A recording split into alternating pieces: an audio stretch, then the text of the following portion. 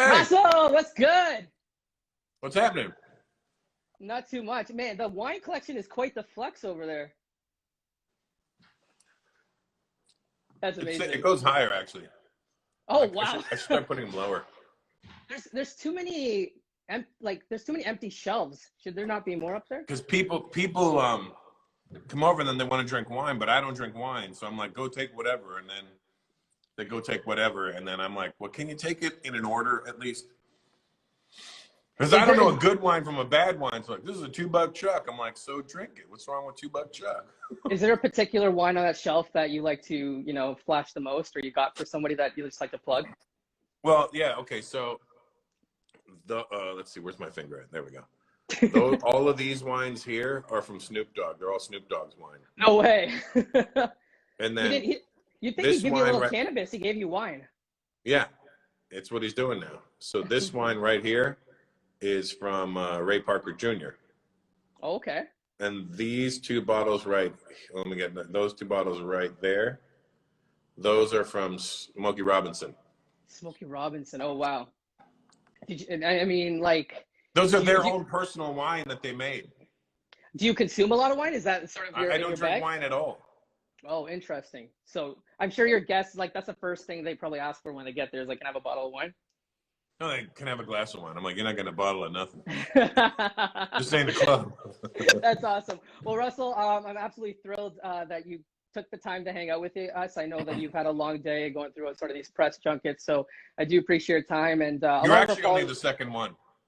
Oh, wow. So who is so important that you had to put him before me? It was ET Canada. Okay, And understandably and so. and I'd forgotten about it because I'm an idiot. Well, you. It was supposed to be at 12:30 my time here, and my brother sent me a text like 12:20 and was like, "You all set for 12:30?" I'm like, I just woke up. What do you mean? What's at 12:30? I'm like, oh. So That, that's why I kind of look mad bummy. I'm like, I got my Mr. Dress-Up sweatshirt on. dude, it's a pandemic. Nobody cares about how they look. Mr. Dress Up, the OG, Yeah, the Mr. Rogers of Canada. that's right. Let me see if I can get the back without being upside down. You see it? Oh, that's amazing. Where'd you get that? It's a kid named Retro Kid on Instagram. That's amazing. Is he a Retro Canadian Kid kid? Is TO. he from He's the doing all GTA? kinds of really cool stuff. Yeah, That's he sent amazing. it out to me. I So, got really cool you're stuff. here. So, I'm all about the retro. I don't know if you can see the TMNT, so I'm all about that. Oh, there you go. I'm too old for Yeah. Ninja Turtles. Teenage Mutant Ninja Turtles. You're not too old. Just cut it out. No, for Ninja Turtles, it was like, I think I was already in my mid-20s when they came out. I'm like, eh. Awesome. Well, so you're here, and a majority of our demographic is from the GTA, and obviously, I don't know at this point what you call Toronto, if it's your second or third home. I know that you have a place in Cali and Vegas. Toronto is where my heart is. Toronto, I actually have to buy a house there again because I don't have a house there anymore. Oh, snap. So Wikipedia was wrong when they told me that you had a place in Vaughan. Oh my God, they're great. They're not just wrong; they're decades off. Oh my goodness. All right. So Wikipedia, if you're listening, or somebody listening in the comments, go to Wikipedia and correct that. Yeah, I sold my house in March to a Leaf actually. Oh, really? Who? Mitch. Oh, Mitch Marner. Yeah. So you guys like homies now? I still have never met him, Oh, that's. but I hear he's a great kid. I was gonna say, so if you ever need a place to crash, you're not calling up Mitch. I mean, I'm still might be like, hey man, look, I know how many rooms that house has. Can I stay in one of them? I know how many beds I left you. Awesome. All right. So again, I don't have you for a lot of time, so I wanted to put you through a bit of a speed round, okay? And because I got some questions that our viewers and people that follow us have for you, I'm going to do this David Letterman style. All right. So I have these two cards here. All right, and I just want to clarify, some of these are my questions and some of them are theirs, so I can't get in trouble for whatever I ask you right now. Okay? You're not going to get in trouble from me. Okay. All right. Have you heard the trash I've said in real life? You can get away with whatever you need. You're one guy that it seems that can't get canceled, which is what I love about you. That's what we're hoping. All right. So pandemic's been really interesting. You have 2 kids, and I'm sure you've learned a lot about your kids during a pandemic. Between your son and your daughter, who do you love more? Well, it's not that I love them more. favor one over the other because I don't get to see the other one as much. Oh, that's a bummer. Baby mama drama, kids, stay away from it. Amazing. All right. So, during the pandemic, we've seen a lot of comedians perform in small venues. We've also seen some of the bigger stuff. You have the luxury of doing both. Do you prefer a smaller, intimate venue or a big arena? I mean, I miss any level, to be honest with you. But, I mean, of course I miss the big ones, but the small ones, I'll take whatever happens. If I get a small one, big one, I'll take whatever venue offer me right now. Awesome. You're a big hip hop fan. Who are your top rappers of all time? And I want you to keep in mind a lot of our listeners or followers like Drake. So be careful. Well, listen, if they like Drake, they're not hip hop guys. They like Drake. Fair enough. I mean, Drake is a great. I was talking, my friends and I, we have these conversations, sit in the backyard, we smoke cigars, and we ask who's going to be legendary, who's not. And Drake always comes up and will be legendary. Drake will be legendary. Weeknd will be legendary. Bieber will still be legendary. There will be a lot of most of the Canadians will be legendary because we don't come in and just kind of go, oh, we're going to do this. Well, no, we come in and we make a noise. Right. So right. when you say my top favorite rappers, I mean, my rappers are all from before these guys were even born. So mine's a completely different era. So give me your top 5 legends of all time then. Obviously, it's going to be Biggie, Big L, Big Daddy Kane, anybody who has big in their name. Do you have a soft spot for those guys? Is that what you're saying? Yeah, I get it. I see what you did there. And AG from Showbiz and AG. He's an ill rapper. Awesome. And one of the reasons I brought that up is because you co-produced, what was it called? Hip Hop Evolution, right? Executive produced Hip Hop Evolution. So if anybody gets a chance to watch that, highly recommend that as well. Yeah, you'll enjoy that. Even if you're not into hip hop, you'll enjoy it. I'm a documentary geek, so I watch any documentary. You're talking to, I just finished up. Have you seen Mucho Amor on Netflix? No.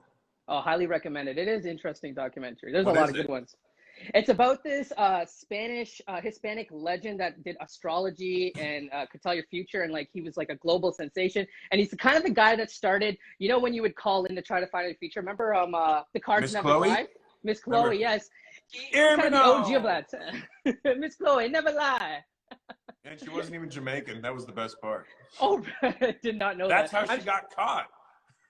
I figured she got caught because she wasn't actually giving the advice out. The first tip off was that she wasn't Jamaican. They're like, wait a minute.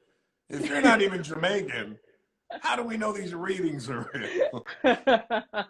Amazing. Well, you're going to find out through the documentary, spoiler alert, that he pulled off a couple of scams himself and influenced the rest of those people. So I found out recently that Jerry Stiller was the first celebrity that sort of recognized you. I'm kind of curious as to the one celebrity that kind of got you, I don't know, your knees buckled or kind of threw you off and you're like, oh my God, you know who I am? It happens more often than not nowadays, and it freaks me out. Like I was just telling the story the other day. This must be from about 10 years ago. I was doing the George Lopez show, and it was me, Sheila E., and Slash. We were joining the band on the show that day. So Sheila E. was playing percussion, Slash was playing guitar, and I was scratching with them and the band.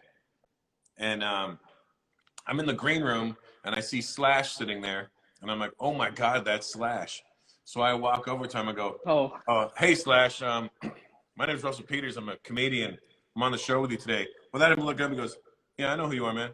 And I go, you do?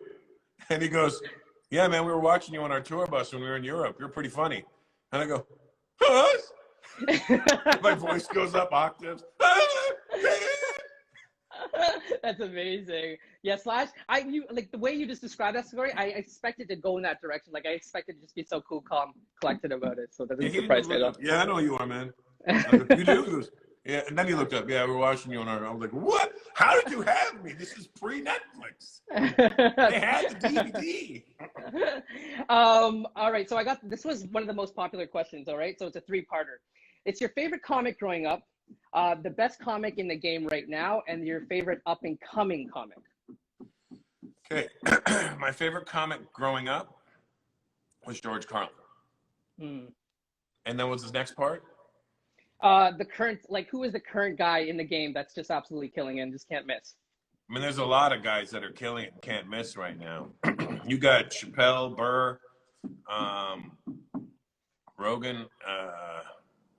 Everybody's kind of killing it right now, but everybody seems to have found a lane. You know what I mean? Mm, Everybody's gotten a place where they need to be, and they've just, it's kind of like, you know, I created my own lane, and then I stayed there, and then everybody else figured out, you know, if you carve out your own lane, you can have your own people, and you don't have to worry about the media. right. And I think that's what everybody's doing. And then you got guys that transcend it, like Dave and Bill and Joe. Right. And then your favorite up and coming one? There's a lot of really solid comics out there nowadays. Matter of fact, this kid that's there, everybody that's on my New Year's special is probably some of my favorite up and coming people. Nice plug. I see what you did. See what I did there? Well done. This is why you're one of the best in the industry. This is a friend asked me this question. He said, Chappelle, Eddie Murphy, 7-game series. Who wins? It depends. Are we talking Eddie in his prime?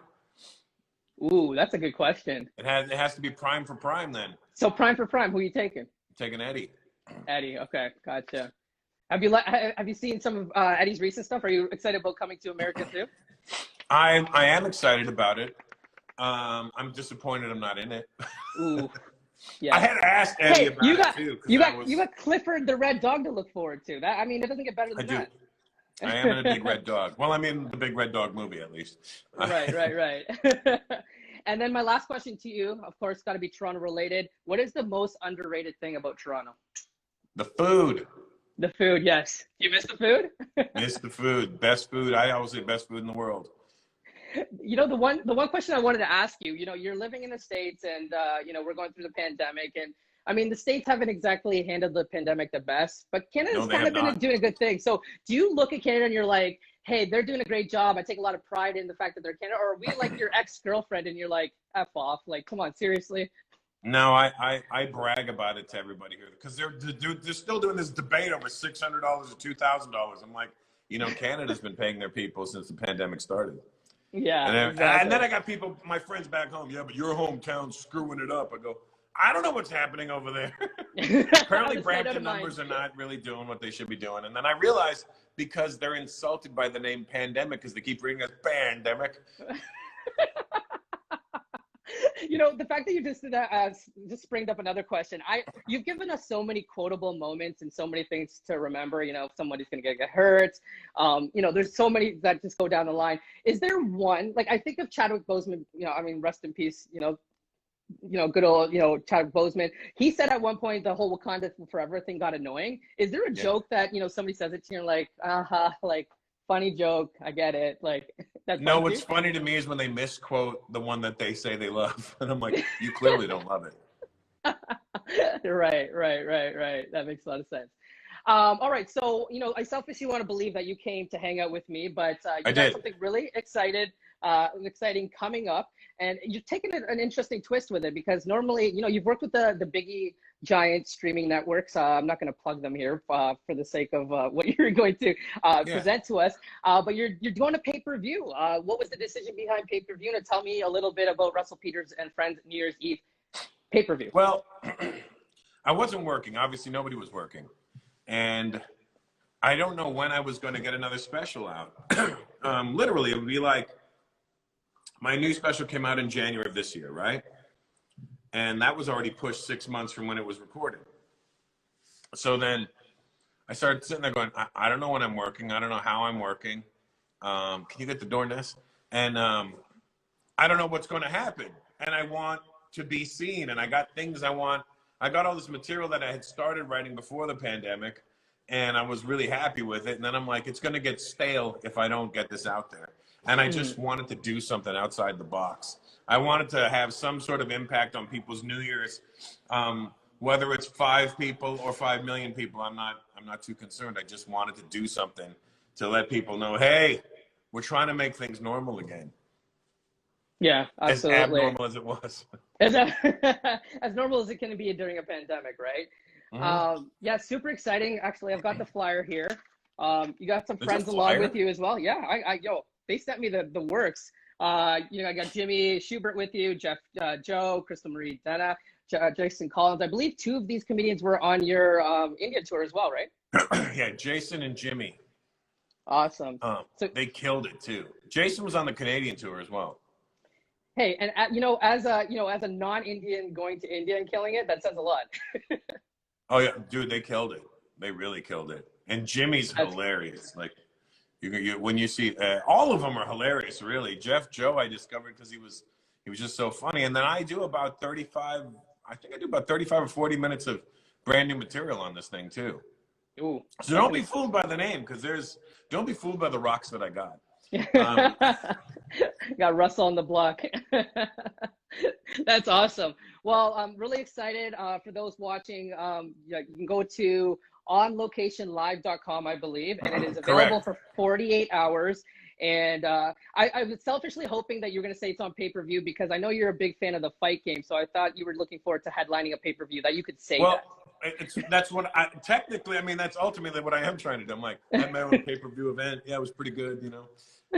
Yeah, I'm hoping I need people to go buy it. It's only available for 48 hours. So don't do the thing of I'll get it later, I'll watch it later. That doesn't exist. It's either you get it or you don't get it. That's just literally how this one works. Absolutely. Well, and it's not a lot of money. Well, I know a lot of your demographic is Southeast Asian, so hopefully they don't run on Indian Standard Time with your comedy special and realize that they only have a small window to watch it. I think if they're Southeast Asian, they're Vietnamese. I think they just have to be South Asian. Oh, right, South Asian, right. Good call. Thanks, I appreciate that. So where's your family from? I am Gujarati. I'm from Gujarat. Hey, whoa. Excuse me. We got a cool, cute nickname. Good Jews. How can you hate that? Gujabantan. That's awesome. I know you're also executive producing a series with Just Rain called Late Bloomers. So I know people can look forward to that. You got Just a podcast. Rain. You got Just Rain's the future, buddy. Oh, my hometown's from my hometown is Guelph, and he's a Guelphite. So I'm really looking forward to that as well. I got love. It's funny that people always think he's Brampton. I'm like, no, he's not from Brampton. And I don't know if you remember, but you had a stint at the University of Guelph, and I was too young to go to the event. I don't know if that helps. I've done a lot of gigs at University of Guelph back in the day. Really? Hey, whenever you're around, we'll take you to Trappers Palace. I don't know if you're familiar with the downtown scene, but we'll have a good time. There's a downtown scene in Guelph? Oh, it's popping. Let me tell you. I used to know that man, T-Share Singh. He was from Guelph, wasn't he? Yeah, he was. He definitely was. Is he still alive? You're asking the wrong guy. I just found out he was so nice to me. If anybody knows his whereabouts or I hope he's alive, anyway, send him my best, because he was always very nice to me.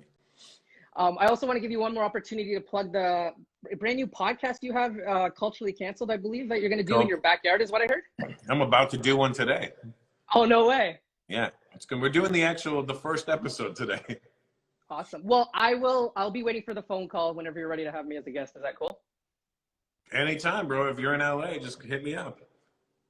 I'm going to take your word for that. Tell Mohit. Yeah, I will do. Mohit knows how to get me. Well, thanks once again for those watching. Russell Peters and Friends New Year's pay-per-view, 48 hours on locationlive.com. Russell, onlocationlive.com. Put that on the screen somehow. Somewhere, yeah. Just impose it here, the graphic, star wipe. I appreciate your time, Russell. I know you got a busy day. Hopefully you get through it in one piece, and all the best to you. Thank you, buddy. Take care. See you guys.